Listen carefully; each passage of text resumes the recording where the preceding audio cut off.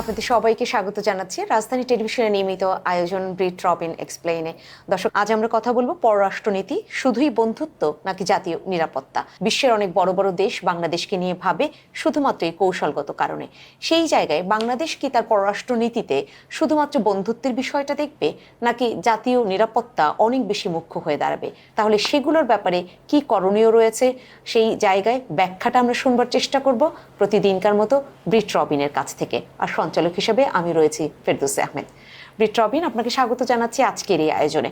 এবং সেখানে শুরুতেই আপনাকে একটু জানতে চাই বাংলাদেশের যে পররাষ্ট্রনীতি এবং সেখানে সবার সাথে বন্ধুত্ব, কারোর সাথে বৈরিতা নয়, এটা কি বাংলাদেশের মানে নিরাপত্তা দিতে পারি কিনা বা কতটুকু নিরাপদ রাখতে পারে যে এই পররাষ্ট্রনীতিটা যে আমরা শুধু বন্ধুত্বের উপরেই জোর দিচ্ছি?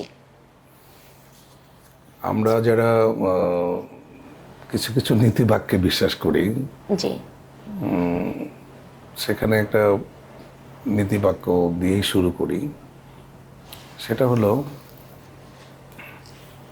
যে সবার সাথে তাল মিলিয়ে চলে সে ব্যক্তিত্বহীন।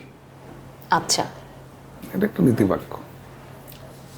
এখন আমাদের যে পররাষ্ট্রনীতি, আসলে আপনি নিজে, আমি নিজে কখনোই শতভাগ সব মানুষের সাথে তাল মিলিয়ে সম্ভব না। এটা একটা ইম্পসিবল মিশন। সবার সাথে বন্ধুত্ব একটা ইম্পসিবল একটা মানে নীতি আমাদের পররাষ্ট্রনীতিতে আছে। তো সবার সাথে বন্ধুত্ব বলতে কি, এখন সেই বন্ধুত্বর দায় আপনি রোহিঙ্গা আপনাকে একটা দেশ খালি করে আমাদের দেশে ঢুকিয়ে দিয়েছে। আমি সে বোঝা নিয়ে নিলাম। এখন শুধু এই যে বন্ধুত্ব, আপনি আপনি আপনি আপনি কি ধরনের বন্ধু আপনার সে বন্ধুত্বটা, এটা এর কি ধরনের বন্ধুত্ব, মানে আমি এটার ব্যাখ্যাটা কিন্তু আপনার আমাদের পররাষ্ট্রনীতিতে নাই। এবং পৃথিবীর সব দেশেই প্রতিবেশীর সাথে কি সম্পর্ক এটা কিন্তু ডিফাইন করা থাকে। আমাদের দেশে কিন্তু নাই। আমাদের দেশে মায়ানমার আছে, ভারত আছে। জি, আমরা এই দুইটা দেশের সীমানা ভাগ করি, ভাগাভাগি করে আমরা আছি। এবং দুইটা দেশের সাথে যদি আপনি স্বার্থ সংশ্লিষ্ট বিষয়টা দেখেন, যে আমরা শুধু দিয়েই যাচ্ছি, আমরা শুধু মার খেয়েই যাচ্ছি। তা আমার যদি এটা কেমন বন্ধু যে বন্ধুরা খেলে আমারে মারে, হ্যাঁ হ্যাঁ, কিন্তু মারার পরে যদি কান্নাকাটি করে বলে যে না, কান্নাকাটি করতে পারবি না। হ্যাঁ, তো এই ম্যাটারগুলো আমাকে মাঝে মাঝে অসম্ভব রকম পীড়া দেয়। এই কারণে আসলে বাংলাদেশের কোনো পররাষ্ট্রনীতি নাই। প্রথম যেটা দরকার সেটা হচ্ছে একটা স্বতন্ত্র একটা ভাব, একটা আপনার বন্ধু থাকুক, মানে শত্রু থাকুক, তাহলে যাই হোক। এই যে আমাদের যে একটা বাক্য, এই বাক্যটার মধ্যে আপনি তাহলে বলছেন যে সেই পররাষ্ট্রনীতি নাই, কারণ বন্ধুত্বের ব্যাখ্যাটা নেই। এবং কি আমরা জি, আপনার এটা পুরোপুরি একটা অস্পষ্ট একটা হাইপোথিক্যাল একটা ওয়ার্ড, জি, যেটা দিয়ে আসলে কোনো কিছু ডিফাইন করা যায় না, পরিষ্কার না। আমাদের পররাষ্ট্রনীতি নাই। এটা হলো আমি পাই নাই কোনো জায়গাটাতেই। কোনো সম্পর্কই সুনির্দিষ্ট না। আমরা যারা আরও গভীরে যেতে চাই, আপনি যদি যান বা যাওয়ার সুযোগ হয়, আপনি দেখবেন যে বাংলাদেশের যে সীমানা, সেই সীমানার মধ্যে আপনি চাইলে কিছুই করতে পারবেন না।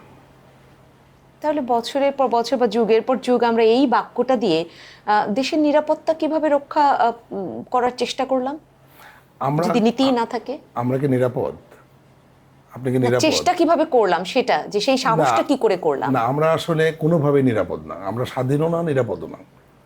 কারণ হচ্ছে যে একটা রাষ্ট্রের মৌলিক গত 54 বছরে আমরা মাটির নিচে আলু এর নিচে আমরা যেতে পারি না, পারমিশন লাগে আমাদের। কোনো কোনো জায়গায় আলু তুলতে পারমিশন লাগে। তো সুতরাং আপনি আপনার ঘরে কি খাবেন, কি পরবেন, সেই সিদ্ধান্ত যদি আপনি নিতে না পারেন, আপনার নীতি আছে আপনি কিভাবে বলবেন? জি, পারবেন আপনি নিতে? আপনার পানি, আপনার ফসল, আপনার মৌলিক যে বিষয়গুলো, সেগুলো নিয়ে কি আপনি তো উচ্চারণই করতে পারেন না। সেই স্বাধীনতাটুকু তো আমাদের পররাষ্ট্রনীতিতে দেওয়া হয়নি। সরকার কি স্বাধীনভাবে কোনো একটা বিবৃতি দিয়ে বলছে যে আমার নদী আমি খনন করব, আমার পানিতে আমি মাছ চাষ করব, আমার মাটির নিচে সম্পদ আমি আহরণ করব, বলতে পারবে? আজকে বলেন তো, পররাষ্ট্রনীতি যদি থাকে, এটা তো সব দেশেই তো আছে। জি। তা আমি দ্ব্যর্থহীনভাবে আপনাকে বলি যে বাংলাদেশে এখন পর্যন্ত স্বাধীন, স্বতন্ত্র, শক্তিশালী কোনো পররাষ্ট্রনীতি নাই। সুতরাং এটা নিয়ে যে কথা বলবো, এটা নতুন করে করতে হবে।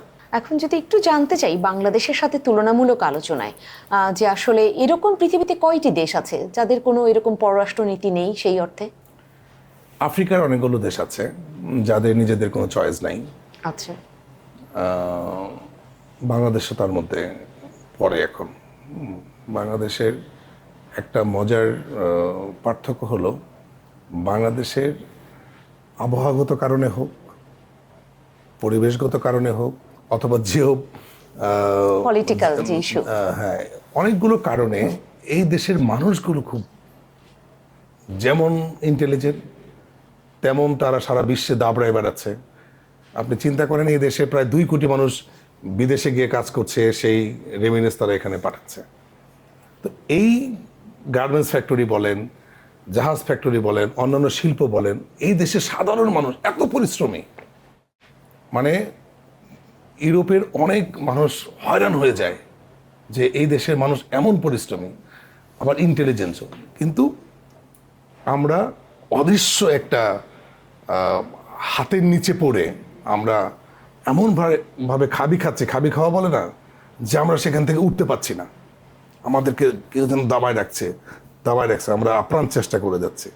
আমাদের এখন সম্মিলিতভাবে সোজা হয়ে দাঁড়াতে হবে। এটাই হওয়া উচিত আমাদের পররাষ্ট্রনীতি। সেইটাই যদি আমরা বলি, এখন যদি আমরা কূটনীতির ভাষায় একটু জানতে চাই যে বাংলাদেশ তার স্বতন্ত্র বৈশিষ্ট্য নিয়ে এগিয়ে যাবে বা স্বতন্ত্র ভাবনাটা থাকবে, সেই সুযোগ কতটুকু রয়েছে এই মুহূর্তে? সুযোগটা তৈরি আমরা করেছি, বারবার করেছি, আমরা আবার বারবার হেরে গেছি। আমরা এভাবে হাঁটতে আর একটু থাকবো। যদি স্পষ্ট করেন, একবার বলছেন আমরা খাবি খাচ্ছি, মানে কেউ দাবিয়ে রাখছে, উঠতে পারছি না, আবার বলছেন যে আমরা চেষ্টা করেছি, বারবার উঠেছি। বারবার খাবি খাওয়া মানে কি? আমি তো বারবার ওঠার চেষ্টা জি, করছি, আমাকে জি। ধরেন কিন্তু উঠতে কন্ট্রোল তো করা পারিনি হচ্ছে। সেই অর্থে। না, উঠতে পারি নাই। আমি কিন্তু ওই কথাটাই বারবার বলছি যে আমাদের যে প্রচেষ্টা, এটা কিন্তু অব্যাহত। আপনি স্বাধীন হওয়ার পরে যতগুলো বিপ্লব দেখেছেন, জি। পৃথিবীর কোথাও কি আপনি এতগুলো বিপ্লব দেখতে পেরেছেন? এতগুলো বিপ্লব, আপনি 90-এর গণ আন্দোলন দেখেন, তারপরে যে 24-এর যে মহাবিপ্লব বলি আমি এটাকে, মহাবিপ্লব দেখেছেন, 71-এর যে বিপ্লবটা দেখেছেন, বিদ্রোহ দেখেছেন, স্বাধীনতার যুদ্ধ দেখেছেন। অর্থাৎ আমাদেরকে দাবিয়ে রাখা যায় না। কিন্তু তারপরেও মানুষের পররাষ্ট্রনীতি যে বড় মাছ ছোট মাছকে খাবে, এটা নর্মাল একটা কালচার। এবং যারা প্রতিবেশী রাষ্ট্র যদি বড় হয়, তো আপনার তো ধরেন তার পেটের মধ্যে আপনাকে থাকতে হবে। তার সমস্ত চাহিদা পূরণ করার পরে যদি আপনার কিছু থাকে, তাহলে সেখান থেকে সিঙ্গাপুরও কিন্তু দাঁড়িয়েছে, সেখান থেকে মালয়েশিয়াও দাঁড়িয়েছে, সেখান থেকে আপনার আরবের দেশগুলোও দাঁড়িয়েছে। আমরাও হয়তো দাঁড়াবো, কিন্তু আমাদের সুনির্দিষ্ট করে একটা নীতিমালা দরকার, যে আসলে আমরা কি চাই, কিভাবে চাই। কি থাকা উচিত তাহলে পররাষ্ট্র সেই নীতিমালায়? মেরুদণ্ড থাকা উচিত। সেই মেরুদণ্ডটা কি হবে? ওই যে আমরা আইন প্রণেতা ফাইট করলাম, আইনের মাধ্যমে তো সবকিছু করতে হবে। জি। সেই সত্যিকার আইন প্রণয়নের মাধ্যমে আপনার একটা নীতিমালা যদি আমাদেরকে উপহার দেন, যে আমরা স্বতন্ত্রভাবে বাঁচব, আমাদের সিদ্ধান্ত আমরা নিজেরাই নেব।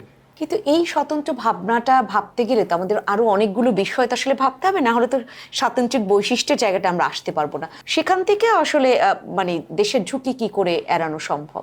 প্রথম দেখেন, সারা বিশ্বের অহংকার ছিল আমাদের পাটকলগুলো ধ্বংস করে ফেলা হলো। জি। সারা দুনিয়ার বুকে আমাদের চিনির যে কদর ছিল, ধ্বংস করে ফেলা হলো। আমাদের দেশের এই মসলিনও কিন্তু ধ্বংস করে ফেলা হয়েছে। আমাদের সব অহংকারগুলো ধ্বংস করে ফেলা হয়। এখন আমরা মানে এমন একটা জাতিতে পরিণত হয়েছি যে যারা ধ্বংস করে তাদেরকেই বার আমরা পছন্দ করি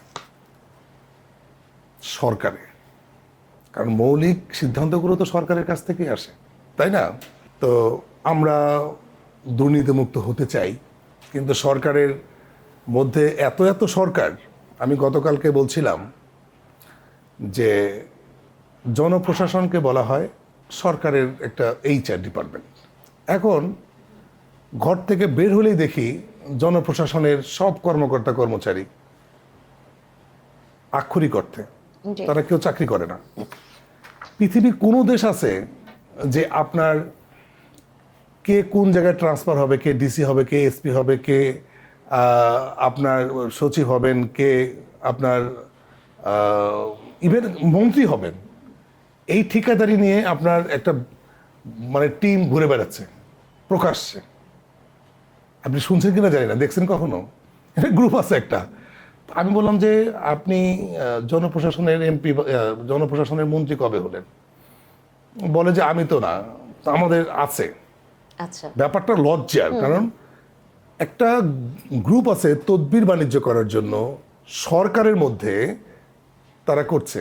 এখন আমি বলতে চাই অনিয়ারে এবং দৃষ্টি আকর্ষণ করতে চাই যে সত্যিকার অর্থে যদি বাইরের কোনো চাপও থেকে থাকে, এই দিকে এক্ষুনি নজর দিতে হবে যে কোনো একটা জায়গায় থেকে এটা নিয়ন্ত্রণ করা হচ্ছে যে বাংলাদেশে কোন জায়গায় কোন পদে কে পদায়ন হবে।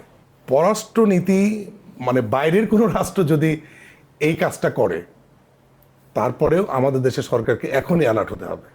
কারণ হচ্ছে অপাত্রে যদি আপনার এমন কিছু গুরুত্বপূর্ণ দায়িত্ব পড়ে যায়, সেটার জন্য কিন্তু বাংলাদেশকে অনেক বড় খেসারত দিতে হবে।